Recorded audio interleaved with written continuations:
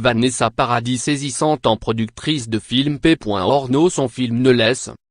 Ce jeudi 17 mai, Vanessa Paradis a monté les marches du Festival Cannes dans un total look Chanel pour venir défendre son nouveau film Un couteau dans le cœur, dans lequel son personnage riche et intense, celui d'une productrice de films porno gay dans les années 1970, l'a immédiatement conquise, comme elle l'a confessé en conférence de presse.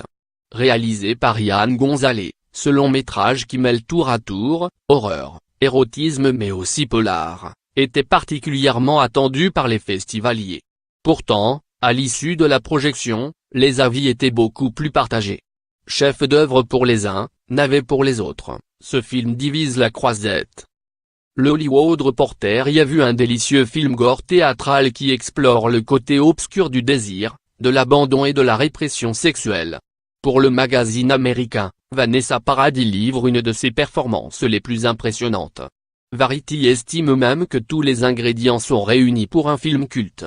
Tandis que les Rock parlent de coup de cœur, encensant Yann Gonzalez qui, selon eux, s'affirme comme un grand esthète de la marge.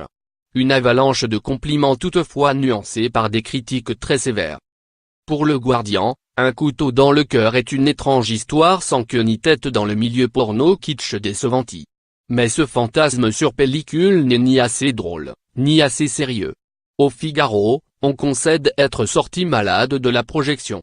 Tandis que Tevra parle d'un film d'horreur bordélique aussi fascinant que difficile à regarder. Pour 20 minutes ce dernier s'apparente à un mauvais clip de Mylène Farmer. Moins acerbe, le Télérama évoque, lui, des maladresses de réalisation. De quel côté se rangeront Cate Blanchett et les membres du jury? Réponse ce samedi 19 mai, lors de la très attendue remise des prix de ce 71e Festival de Cannes. Vous pouvez retrouver l'intégralité des galas croisettes sur internet.